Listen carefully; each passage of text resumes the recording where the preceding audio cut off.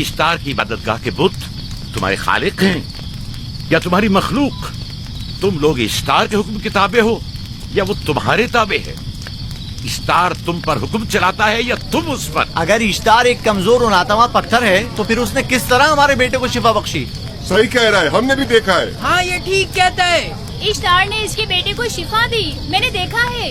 وہ حکیم و دانا جس نے تمہاری آوزاری سنی اسی نے تمہارے بچے کو شفا بخشی، تاکہ اشتار نے تم نے اگرچہ غیر خدا سے لو لگائی اور غیر سے ہی مدد طلب کی، لیکن وہ جو تمام بندوں کے حالات سے واقف ہے اس نے تمہاری حالت زار پر رحم کیا اور تمہارے بچے کو زندگی بخشی۔ تمہارے پاس بصارت تو ہے لیکن بصیرت نہیں۔ تم نے اشتار کو دیکھا لیکن حقیقی شفا دینے والے کو نہیں دیکھا۔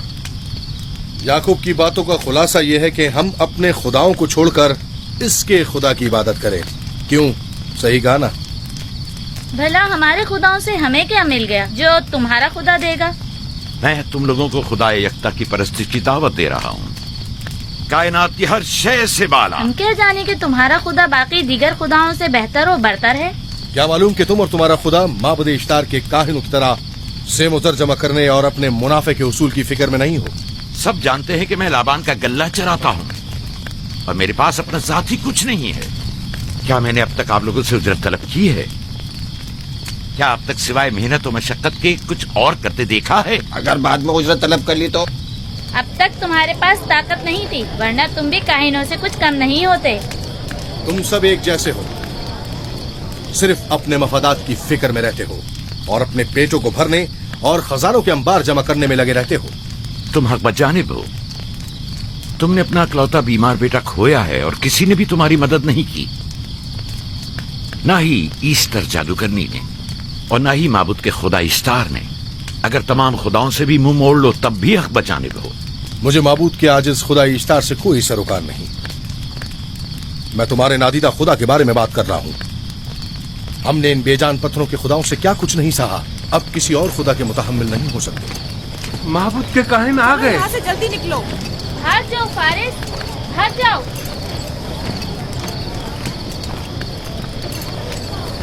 اس طرف اسے چھوڑ دو۔ اس نے کیا کیا؟ اسے چھوڑ دو۔ جاؤ اسے پکڑو، بھاگنے نہ پائے، جاؤ۔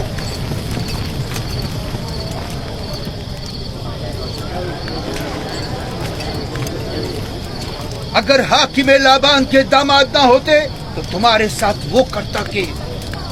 مجھے تم سے اور کاہنوں سے کوئی خوف نہیں۔ جاؤ یہاں سے اور مزید یعقوب کی کفر آمیز باتوں پر کان مت دھرو۔ کیا دکھائی نہیں دے رہا کہ یعقوب کی کفر آمیز باتوں کی وجہ سے فدان کو قحط کا سامنا ہے؟ چلو پہلے یہاں سے چلو، غضب نازل ہو جائے۔ چلو یہاں سے جلدی چلے۔ چلو یہاں سے۔ چلیں۔ چلو جاؤ۔ چلو یہاں سے جلدی کرو۔ آ جاؤ تم بھی آ جاؤ۔ چلو بھائی تم بھی یہاں سے چلو۔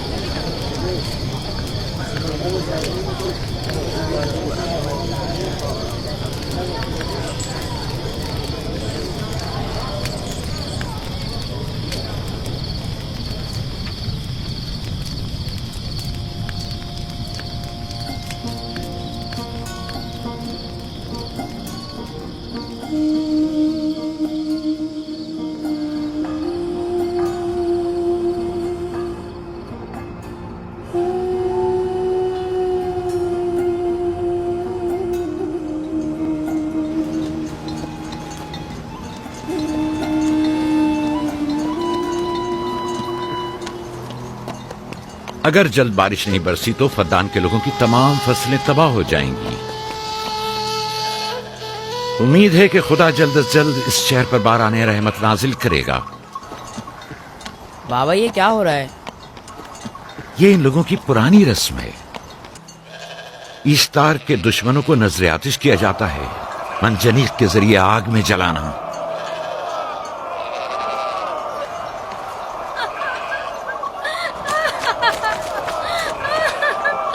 ہم پر رحم کرو، اس کا گناہ کیا ہے؟